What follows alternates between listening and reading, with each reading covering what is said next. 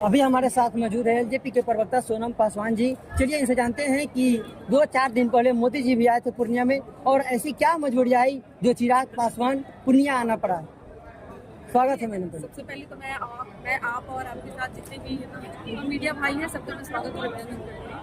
कोई मजबूरी नहीं है, हम लोग ये कार्यक्रम 8 जून से शुरू किए थे और आरा के शाहाबाद की धरती से हम लोगों ने कार्यक्रम की शुरुआत की थी।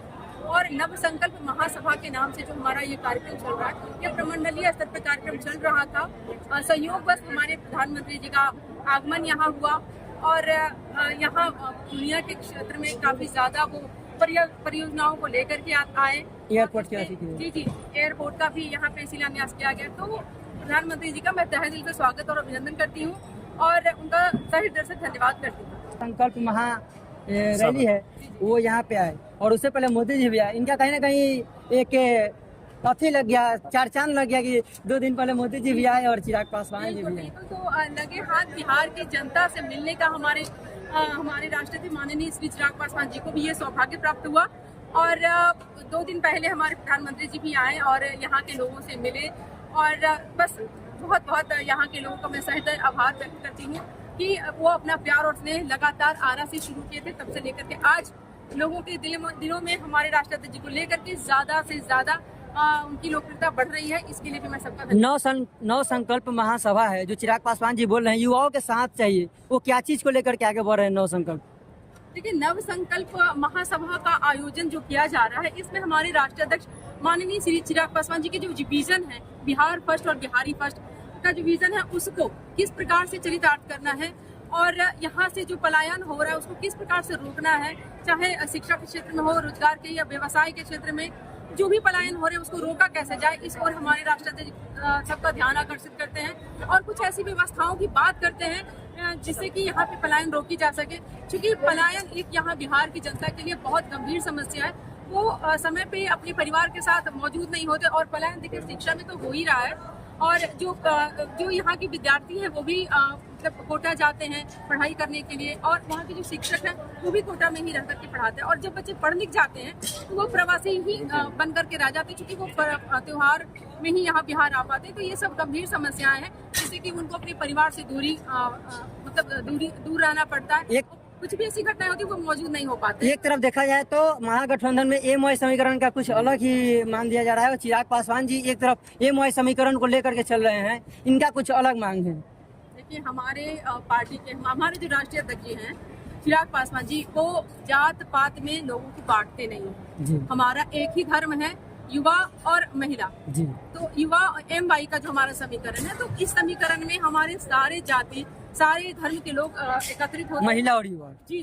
तो यहाँ पे क्या है, समस्याएं क्या है? हर धर्म के लोग गरीब अमीर हैं, हर धर्म के लोगों को समस्याएं हैं। तो इस तरह से हमारे यहाँ कोई जात पात में विभाजन नहीं किया जा रहा है। हमारे नेता सभी के नेता हैं, सब धर्म के नेता हैं और इसलिए सारे धर्म के लोग, सारी जाति के लोग हमारे नेता को प्यार और आशीर्वाद देते हैं। 25 विधानसभा चुनाव में बिहार फर्स्ट बिहारी फर्स्ट का जो विजन है वो चिराग पासवान का कितना प्रभाव डाल पाएगा? देखिए, आप इस कार्यक्रम में आए हैं और यहाँ की भीड़ को देख के आप अंदाजा लगा सकते हैं कि लोग हमारे नेता के विजन से किस प्रकार से प्रभावित हैं। और जी हाँ, बिल्कुल इसका आपको विधानसभा चुनाव में काफी ज्यादा आपको लाभ देखने को मिलेगा एनडीए के सपोर्ट में। जो आपके जमुई के सांसद हैं वो लगातार कहते हैं कि हम बिहार में अकेले चुनाव लड़ने के लिए सक्षम है।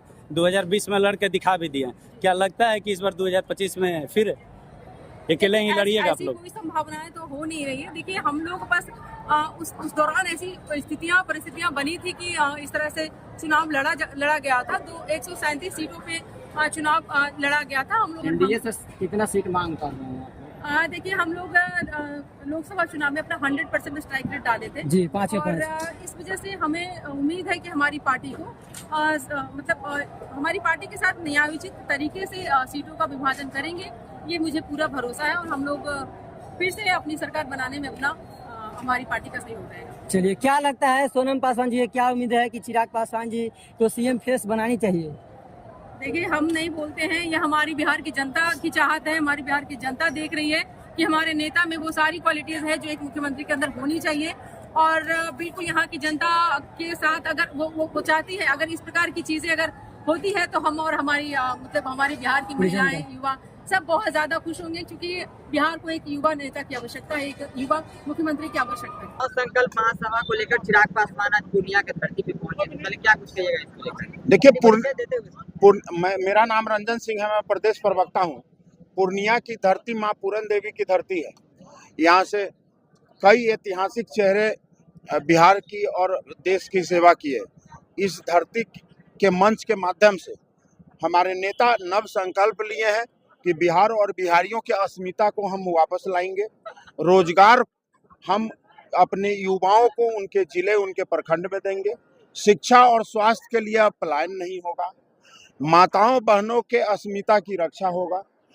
ऐसे तमाम वो मुद्दे जो बिहार फर्स्ट, बिहारी फर्स्ट में लिखा गया है, उस विजन को हम परिकल्पित करते हुए, उसको हम साकार करते हुए हम बिहार के बीच में अपनी उपस्थिति, अपने नेता को बिहार विधानसभा के माध्यम से आदरणीय चिराग पासवान जी को बिहार की जनता, 14 करोड़ जनता चाहती है मुख्यमंत्री बनाकर, और उस सपनों का साकार करेंगे। हाल ही में प्रधानमंत्री नरेंद्र मोदी पूर्णिया की धरती पर आए थे और एक बार आज चिराग पासवान को आना पड़ा। आखिर क्या कुछ एनडीए में खटपट मच रहा है, क्या चिराग पासवान को भी रैली करना पड़ रहा है? आदरणीय प्रधानमंत्री मोदी जी का जो कार्यक्रम आप देखे होंगे, 7वां कार्यक्रम, ये बिहार में शिलान्यास और उद्घाटन का कार्यक्रम है। वो लगभग कई लाख करोड़ रुपए की परियोजना वो पिछले 7 दौरे में दे चुके हैं। उनका राजनीतिक मंच नहीं था, हम लोगों की राजनीतिक मंच थी। हमारा पार्टी अगर मजबूत होगा तो निश्चित रूप से एनडीए मजबूत होगा। जो लोक जनशक्ति पार्टी है वो एनडीए का एक बहुत मजबूत घटक दल है, और आदरणीय चिराग पासवान जी की उपस्थिति, उनकी प्राथमिकता, उनकी लोकप्रियता, उनकी सक्षमता, उनकी कार्यशैली, उनका जो कर्मठता है, वो 243 विधानसभा पर सिर चढ़कर जनता के बीच में बोल रहा है। तो इसका लाभ कहीं ना कहीं आदरणीय मोदी जी को मजबूत करेगा। आदरणीय मोदी जी को तब भी मजबूत किया था जब 5 में 5 सीट हम लोग जीतकर आदरणीय मोदी जी के नेतृत्व में बिहार से हम लोग प्रतिनिधित्व करते हुए देश में सरकार स्थापित करने का काम एनडीए के मंच से एक तस्वीर सामने निकल कर आई थी जब मोदी जी यहाँ पूर्णिया आए थे, तो पूर्णिया के सांसद पप्पू यादव जी दिखाई पड़े थे मंच पे, और वहाँ से इतना ही नहीं, मोदी जी और नीतीश कुमार की तारीफ भी करते नजर आ रहे हैं। देखिए, पप्पू यादव जी को आप देखे होंगे कि वोटर अधिकार यात्रा में जिस तरीके से मंच से धक्का देकर उन्हीं के नेता, बड़े नेता उनको बाहर कर देते हैं। तो हमारे पूर्णिया से माननीय वो सांसद हैं, वो चाहे निर्दलीय है, जब जनता कोई भी प्रतिनिधि को चुन देती है, चाहे वो किसी भी पार्टी से संबंध रखता हो, वो मंच के लिए सम्माननीय व्यक्ति होता है। जिस तरीके से महागठबंधन के बड़े नेता पप्पू यादव जी को धक्का मारकर मंच से उतार दिए, ये मंच से धकेल दिए, ये आप देख लीजिए कि ये पप्पू यादव जी का अपमान नहीं, ये तमाम पूर्णिया वासी का अपमान है।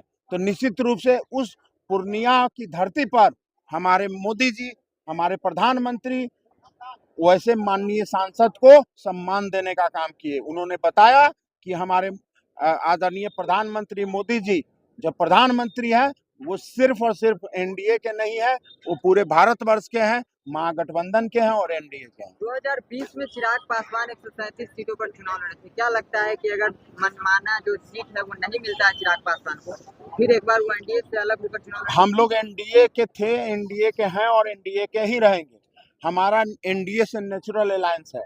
हम लोगों ने एनडीए से हटा जरूर, लेकिन हम लोगों ने किसी दूसरे दल के साथ कभी गठबंधन नहीं किया। 2020 में राजनीतिक परिस्थिति ऐसी थी जिसमें बिहार फर्स्ट, बिहारी फर्स्ट के विजन को जमीन पर उतारने के लिए, सरकारी एजेंडा बनाने में हमें सम्मान जब नहीं मिल रहा था, तो उस समय हम लोगों ने अलग हट के चुनाव लड़ने का फैसला किया था। लेकिन आज जिस तरीके से बिहार फर्स्ट और बिहारी फर्स्ट को सम्मान मिल रहा है सरकार में, उसका एग्जाम्पल अगर आप लोगों को देखना हो तो आप देख लीजिए कि युवा आयोग का गठन हुआ, माँ सीता का भव्य मंदिर का शिलान्यास होना, चाहे आप 1100 रुपए बुजुर्गों का पेंशन या 125 यूनिट बिजली, ये सारे विजन डॉक्यूमेंट में